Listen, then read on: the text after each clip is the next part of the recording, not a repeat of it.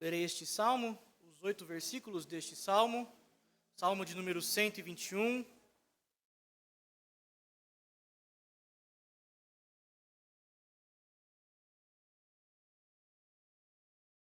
Assim nos diz a santa e inerrante palavra do nosso Deus.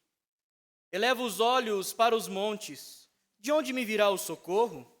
O meu socorro vem do Senhor, que fez o céu e a terra. Ele não permitirá que os teus pés vacilem, não dormitará aquele que te guarda. É certo que não dormita, nem dorme o guarda de Israel. O Senhor é quem te guarda, o Senhor é a tua sombra à tua direita. De dia não te molestará o sol, nem de noite a lua.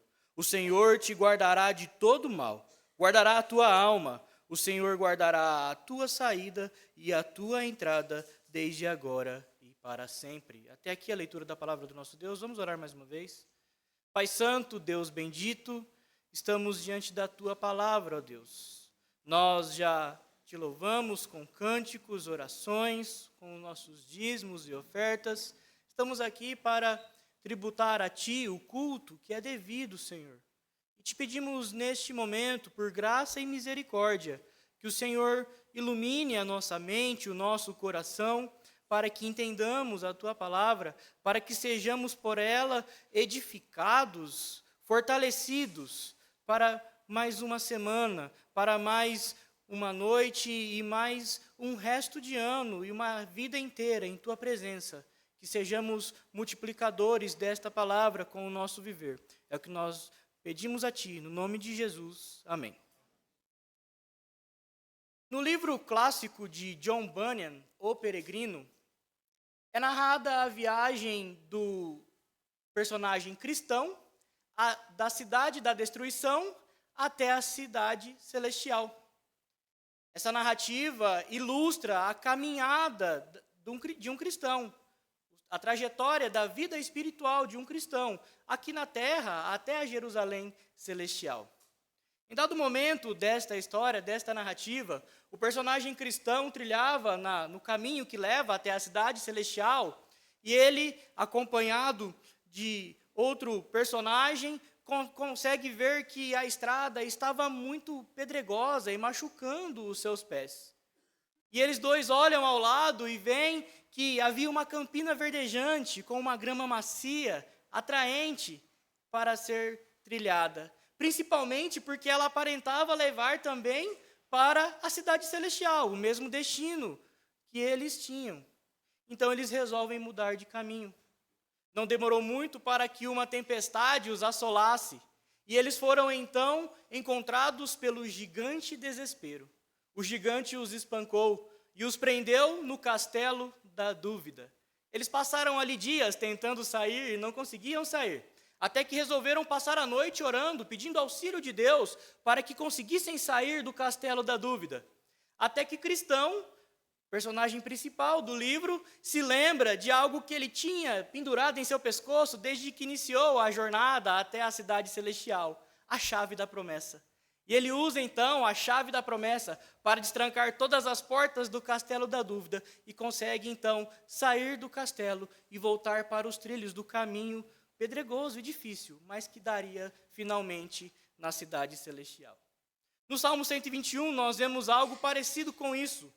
O salmista está diante de uma viagem perigosa, é um peregrino diante de um caminho difícil que ele teria que trilhar, e ele se depara então com a dúvida: de onde me virá o socorro?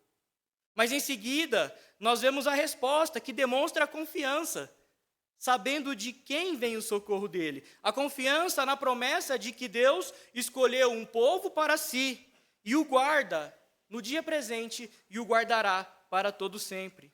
Por isso o tema do sermão de hoje é: confie na proteção do Senhor. Mas antes olhemos para algumas informações do contexto deste salmo que são importantes para a sua compreensão. Este salmo, Salmo 121, está inserido no 5º e último livro dos Salmos, que começa no Salmo 107 e vai até o Salmo de número 150. Mas ele faz parte ainda de uma divisão muito importante dentro do 5º livro dos Salmos. Ele é um dos 15 salmos de romagem ou de peregrinação, que vão do Salmo 120 até o Salmo 134. São salmos que o povo cantava enquanto peregrinava até Jerusalém para adorar. A volta do cativeiro, o tema de confiança, livramento, salvação, é o que dava o tom destes salmos, do 120 ao 134. Eles cantavam, indo adorar, relembrando dos poderosos feitos do Senhor que os salvou. Este salmo é considerado também um salmo de confiança, e ele possui uma ascensão interna interessante, onde ele começa falando de uma confiança em Deus que se dá na eternidade, ou então no passado mais remoto, na criação de todas as coisas. E ele sobe um degrau e vai para o dia presente, com uma confiança na segurança presente que Deus dá, até que ele chega ao seu ápice, do degrau mais alto, na confiança do futuro, que Deus garante aos seus. Deus protegerá o seu povo para sempre. Por isso, confie na proteção do Senhor.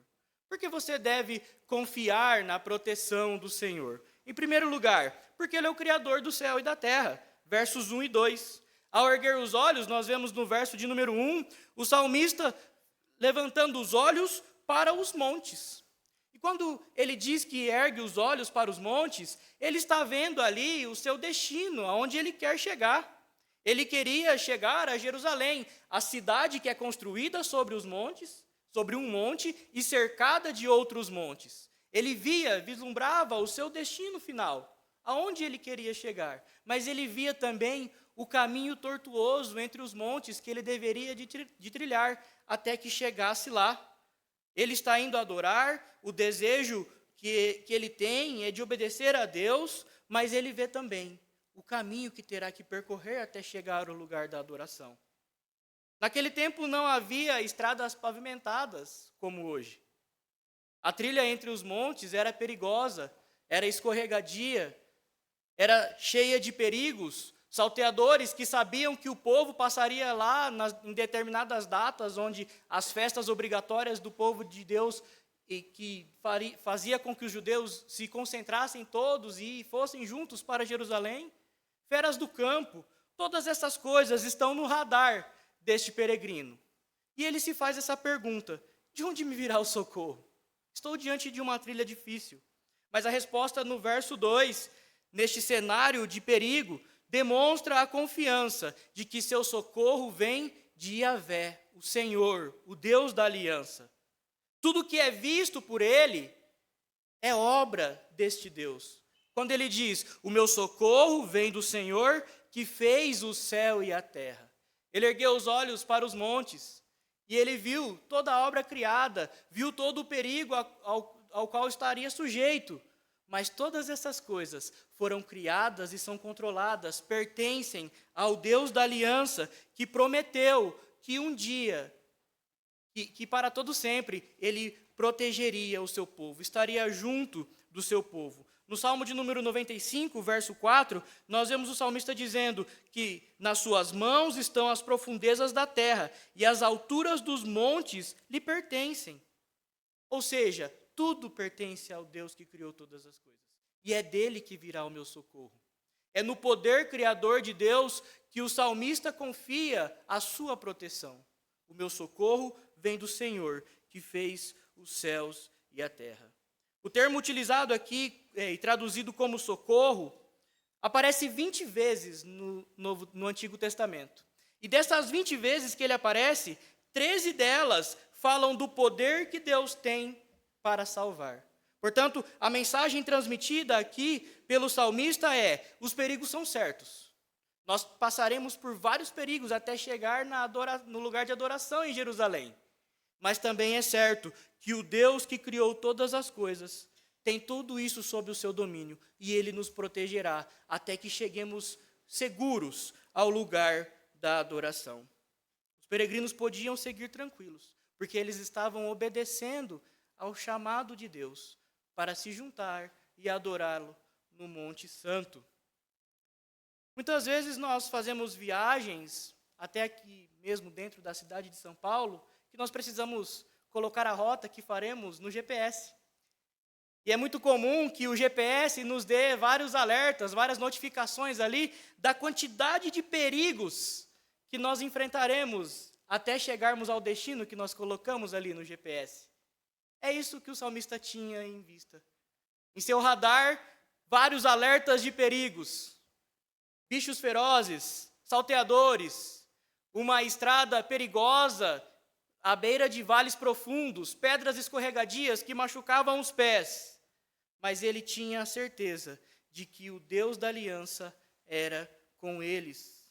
Ele tinha a certa segurança de que eles poderiam seguir viagem e chegariam finalmente ao lugar da adoração. Onde você tem colocado os seus olhos? Quais têm sido os destinos desejados por você? Chegar bem até o final do ano, em todos os sentidos, financeiro, relacionamentos familiares. É bom que tenhamos tudo isso em vista e tenhamos destinos que glorificam a Deus, assim como o salmista. Mas o Salmo 121 está nos ensinando que ter o objetivo de glorificar a Deus não elimina a possibilidade de inseguranças no caminho, de perigos no caminho.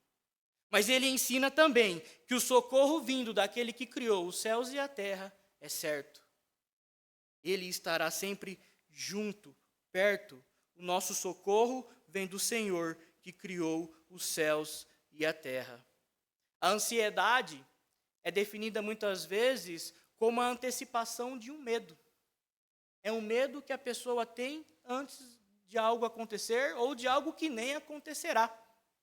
E se pararmos para pensar, as pessoas ansiosas normalmente são pessoas que buscam o tempo todo agradar a si mesmo ou agradar a outras pessoas. E esse é o destino que elas têm em mente, e esse destino as coloca em trajetos muito perigosos. E pessoas assim, quando se fazem a pergunta que o salmista fez, de onde me virá o socorro? Se ela está laborando por sua própria glória ou para agradar homens, ela não terá essa convicção de que o meu socorro vem do Senhor, que criou os céus e a terra. O nosso Senhor Jesus Cristo, em Mateus 6, 25, usa uma argumentação parecida com a do salmista para dizer aos seus discípulos que não deveriam ficar ansiosos com o que haviam de comer ou de vestir. E ele utiliza este argumento que apela para o poder criacional de Deus, quando ele diz, não é o corpo mais do que as vestes e a vida mais do que o alimento? Ou seja, aquele que criou o corpo, aquele que deu a vida, não terá poder também para vestir esse corpo, para alimentá-lo, para que ele se mantenha em pé? Na primeira carta de Pedro, capítulo 1, verso 5, o apóstolo diz que os cristãos são aqueles que são guardados pelo poder de Deus. Nós somos guardados pelo poder de Deus. Não há motivo de ansiedade. Em 1 Coríntios 1, 24, Paulo estava falando sobre o conteúdo de sua carta aos Coríntios, e ele fala que o conteúdo de sua carta era Cristo, poder de Deus e sabedoria de Deus. Portanto, Cristo é o poder de Deus no qual você está guardado. Ele tem a sua vida em suas mãos. Aquele por meio de quem Deus criou todas as coisas, é em quem você está. Você está unido a Ele. Ele é o poder de Deus que te guarda. Ele mesmo diz, conforme vemos em João 10, 28, que Ele dá a vida pelas suas ovelhas e jamais elas perecerão e ninguém poderá arrebatá-las de sua mão. Porque Ele é o poder de Deus que guarda os eleitos. Você é guardado em Cristo. Portanto, não faz sentido um cristão que afirma conhecer a Deus e crer que Deus é o seu Criador de todas as coisas, o seu Redentor por meio de Cristo, não faz sentido este cristão viver ansioso e sem confiança. Viva de acordo com a fé que você professa. Confie naquele que te criou e que te salvou. Confie na proteção do Senhor. Mesmo em um caminho cheio de dificuldades, você está guardado em Cristo. Mas em segundo lugar, você deve confiar ainda na proteção do Senhor, porque é Ele quem está te guardando hoje. Nós passamos agora para algo presente, algo constante. O argumento do salmista até então falava de coisas que Deus fez no passado. Ele criou todas as coisas. E agora, no versículo de número 3, nós vemos ele fazendo duas declarações que são registradas em forma de oração ou de desejo. A primeira, no versículo 3, diz: ele não permitirá que os teus pés vacilem. É como se ele estivesse fazendo um pedido a Deus, um desejo que o salmista tem para os peregrinos que viajarão para Jerusalém. É como se ele dissesse que ele não permita que os teus pés vacilem. E a segunda frase, em forma de oração e pedido, também na parte B do versículo 3, não dormitará aquele que te guarda, que ele não dormite, que não dormite aquele que te guarda. Aqui nós vemos dois desejos que o salmista tem para o peregrino. Mas assim como a resposta da pergunta do verso 1, de onde me virá o socorro, vem com uma confiança convicta no verso 2, o verso 4 traz convicção e a resposta positiva a esse desejo do salmista, quando diz: é certo que não dormita e nem dorme o guarda de Israel. Ele não dormita e ele não dorme. E aqui é um ponto interessante deste salmo. Na tradição do antigo Oriente Próximo, os deuses, os falsos deuses, eram relatados como entidades que dormiam. Nós vemos isso registrado no primeiro livro de Reis, capítulo 18, quando o profeta Elias zomba dos profetas de Baal, que estavam ali clamando a Baal e não eram atendidos, e Elias fala: gritem mais alto, afinal ele é Deus. Quem sabe ele está dormindo, provavelmente ele esteja dormindo, porque os deuses eram entidades, pessoas que dormiam. Era comum que os deuses dormissem, os falsos deuses, e as mitologias antigas do tempo deste salmo acreditavam que deuses se enfureciam com os homens quando os homens os acordassem. E o salmista está dizendo aqui: Yahvé não, o guarda de Israel não, ele não dormita e nem dorme, ou seja, ele nem ao menos cochila ou pestaneja, muito menos dormirá. É certo que não cochila nem pega no sono o guarda de Israel. E veja aqui, é o guarda de Israel. É o guarda de um povo específico. Não é o guarda de qualquer pessoa. É o guarda do povo da aliança. É o guarda do povo de Deus, que tem um povo para si e prometeu estar com ele e o guardar. Ele não apenas salva o seu povo, mas ele preserva o seu povo. Ele se mantém preservando continuamente o seu povo pelo caminho que o seu povo trilha.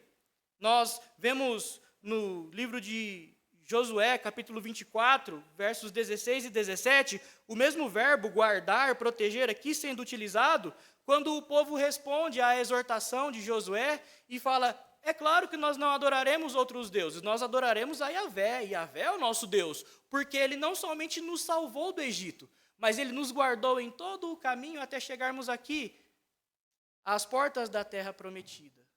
Ou seja, Deus é aquele que guarda constantemente, não somente aquele que salvou no passado, que criou todas as coisas no passado. Ele está desperto, ele está atento, guardando continuamente. É muito interessante notarmos esses pedidos feitos pelo salmista aqui, que ele não permita que os teus pés vacilem, porque eles estavam trilhando caminhos tortuosos, caminhos pedregosos, escorregadios, à beira de montanhas, à beira de vales profundos. E qualquer escorregadinha que eles dessem, colocaria a viagem para Jerusalém a perder, colocaria a vida deles em risco. Eles viajavam durante o dia, eles dormiam à beira da estrada durante a noite, mas eles poderiam seguir tranquilos, porque é certo que não dormita e nem guarda, não dormita nem dorme o guarda de Israel. Nós vemos aqui uma metáfora interessante também, utilizada pelo salmista no verso de número 5, quando ele diz: o Senhor é quem te guarda, o Senhor é a tua sombra, à tua direita. Era muito comum e necessário que os peregrinos, trilhando pelos caminhos da Palestina, sob o sol escaldante, desejassem uma sombra para a sua viagem. Mas essa metáfora tem um sentido ainda mais rico que vem do mundo militar. Os guerreiros carregavam os seus escudos nos seus braços esquerdos, no braço esquerdo. E eles protegiam assim o lado esquerdo de seu corpo com os escudos e tinham essa parte do corpo protegida pelo escudo. Mas isso deixava o lado direito deles vulnerável. Então era comum que todo guerreiro procurasse um companheiro que fosse como sombra à sua direita, que ficasse sobre a sua mão direita, protegendo também este lado do seu corpo. E o salmista está dizendo aqui para o peregrino que o Senhor é como essa sombra à sua direita, fazendo com que você esteja completa e constantemente protegido durante a sua trajetória.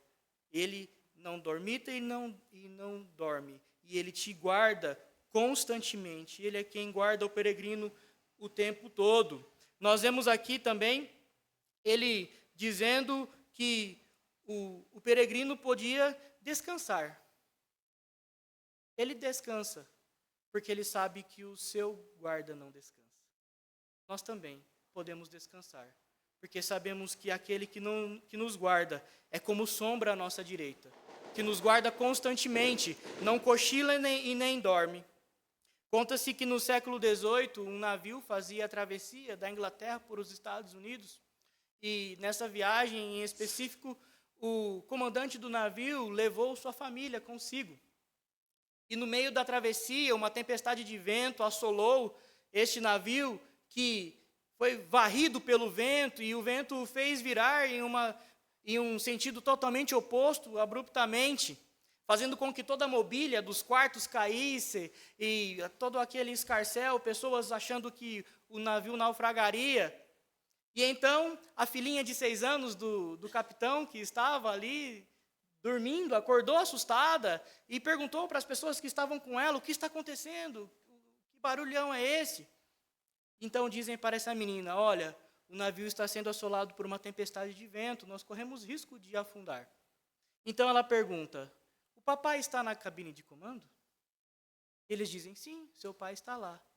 Ela volta a cabeça no travesseiro e dorme novamente, porque ela sabia que podia descansar, porque o seu pai estava no comando do navio e ela poderia descansar tranquilamente. Essa é a confiança que este salmo lhe chama a ter. Seu guarda não dorme, você pode descansar.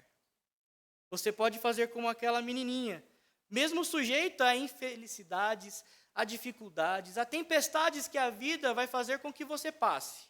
Você pode descansar, porque o seu pai que está no céu está cuidando de todas as coisas. E ele usa todas essas coisas difíceis que você tem que passar para te abençoar.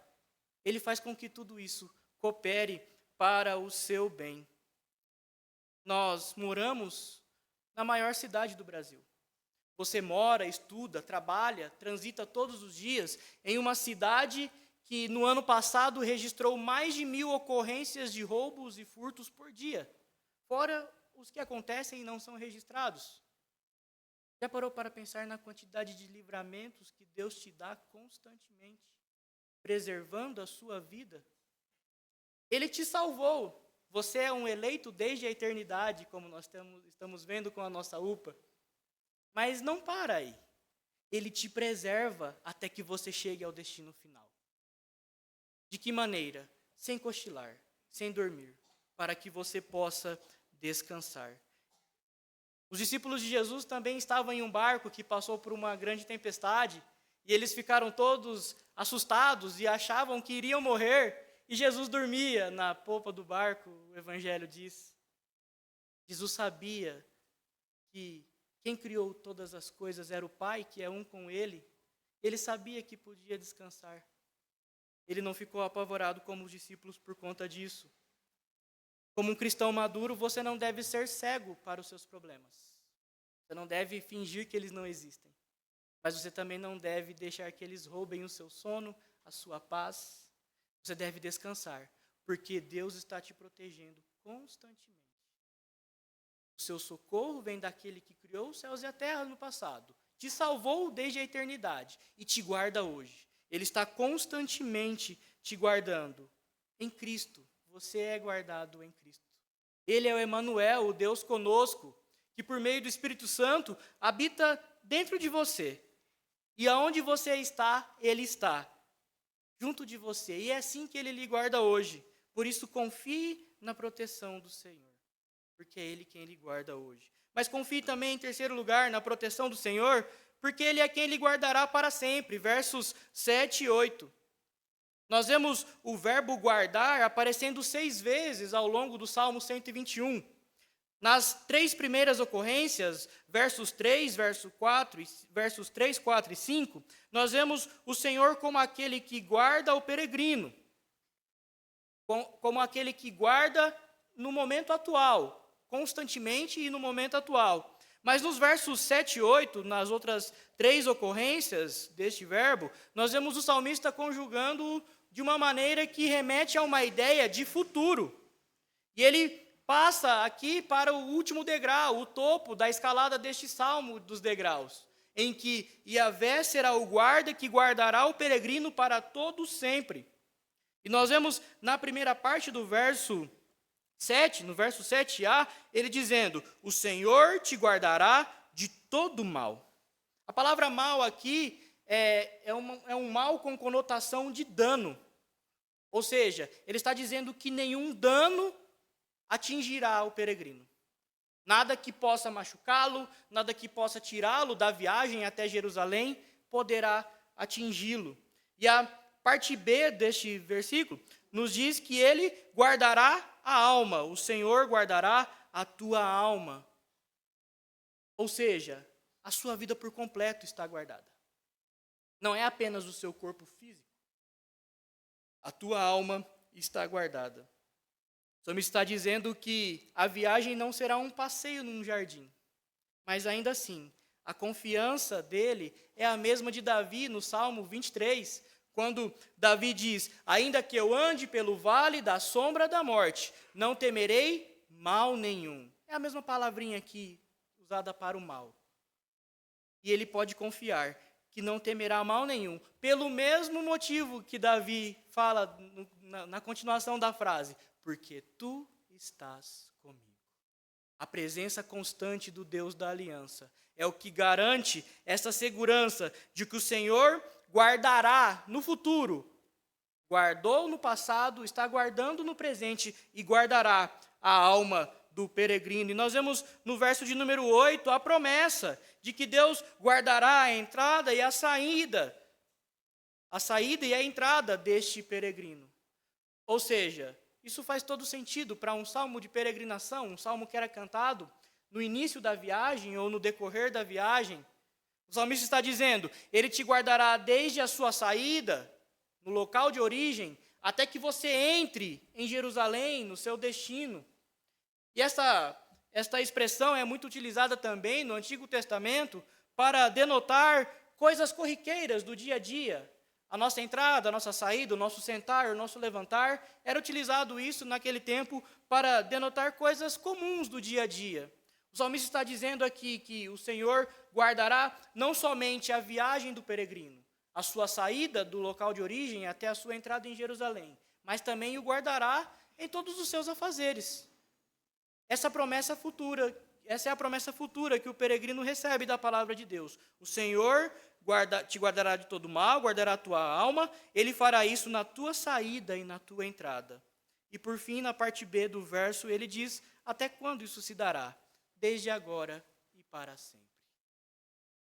Essa é a confiança que o peregrino tem. O Senhor o guardará desde agora e para sempre. A ida para Jerusalém, em que eles estavam cantando este salmo, provavelmente não era a última viagem desses peregrinos. Eles tinham a obrigação mínima de uma vez por ano ir até Jerusalém. Então é muito bom que essa promessa seja real, que ele terá essa proteção em todas as demais viagens até Jerusalém. E não somente pensando na entrada e saída de sua viagem, mas no sentido da palavra como algo corriqueiro, ele teria para todo sempre os seus afazeres guardados por esse Deus, que é poderoso, criou todas as coisas, que é o guarda, que não cochila e nem não dorme, que está constantemente guardando o seu povo e fará isso para todo sempre. As promessas humanas têm prazo de validade. Infelizmente, promessas humanas falham. Um exemplo que pode ilustrar isso é o juramento de Hipócrates, feito por médicos, estudantes de medicina, no ato de sua formatura, fazem um juramento comum de acontecer em formaturas, e o que os formandos no curso de medicina fazem é o juramento de Hipócrates. E em certo ponto deste juramento, uma das coisas que eles prometem fazer é zelar pela vida como prioridade.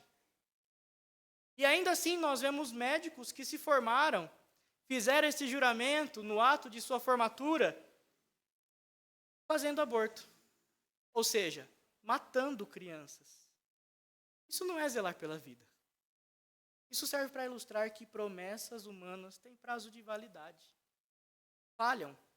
Ainda que existam, graças a Deus por isso, médicos honestos, que levam a sério esse juramento, médicos cristãos, que antes de serem médicos são cristãos, e não fazem isso. Ainda assim tem prazo de validade o juramento deles, porque eles deixarão de exercer a função, eles morrerão um dia. As promessas humanas têm prazo de validade.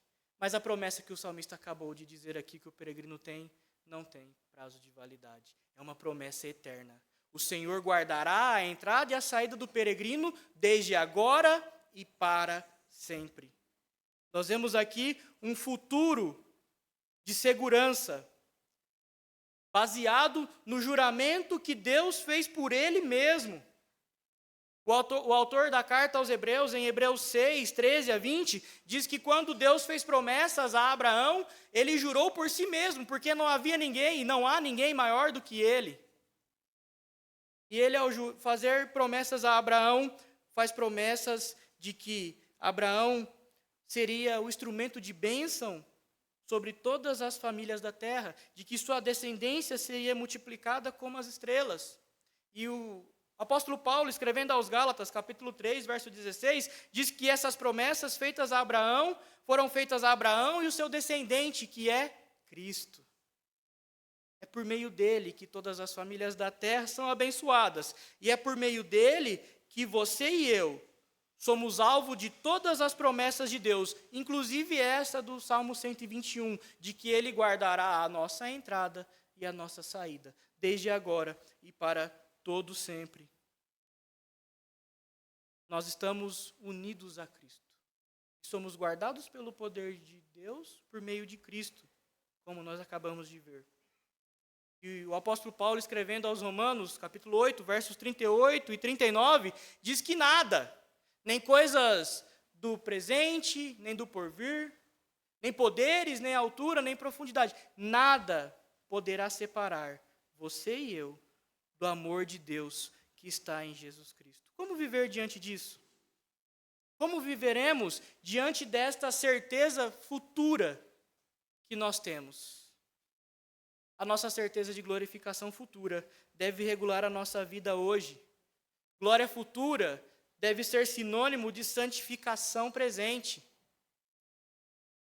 No mesmo capítulo 8 de Paulo aos Romanos, nós vemos ele falando que este é o objetivo de fazer em nós, de Deus fazer em nós, por meio das provações, a imagem do Filho.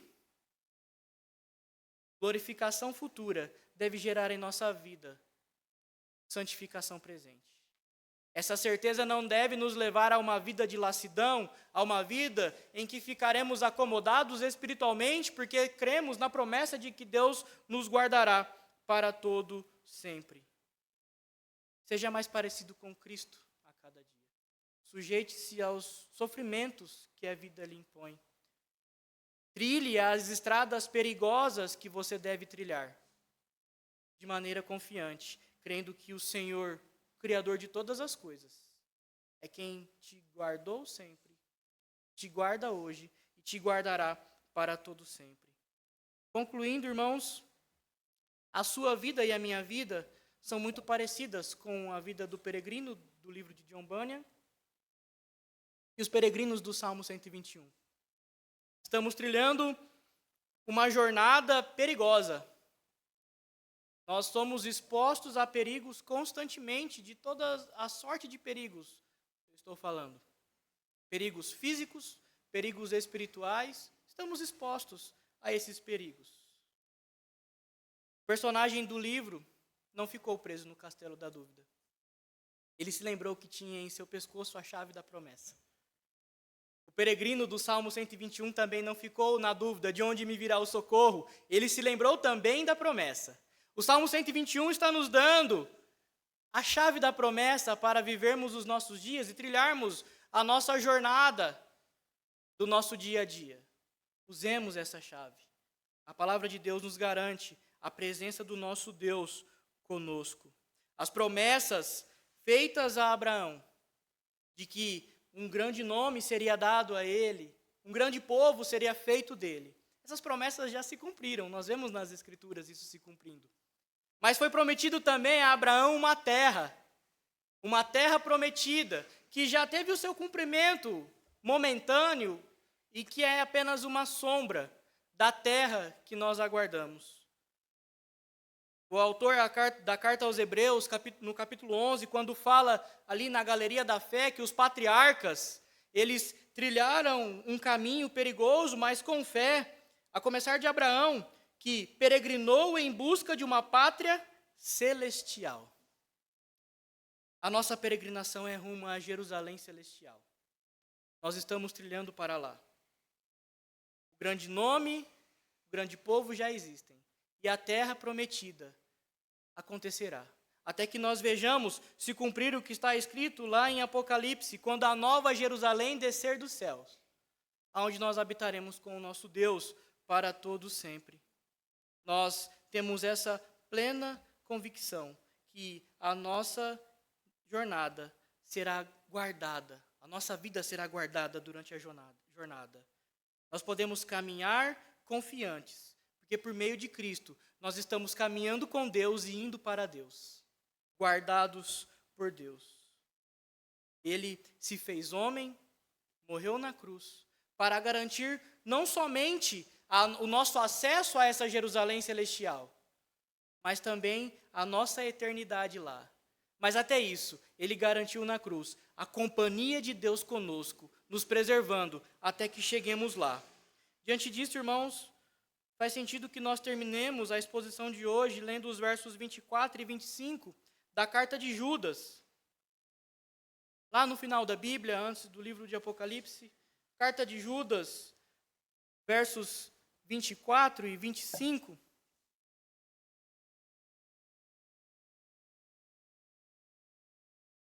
Que nos diz assim: Ora, aquele que é poderoso para vos guardar de tropeços e para vos apresentar com exultação, imaculados diante da sua glória, ao único Deus, o nosso Salvador, mediante Jesus Cristo, Senhor nosso, glória, majestade, império e soberania, antes de todas as eras, e agora, e por todos os séculos. Amém. Que Deus assim nos abençoe. Vamos um cântico.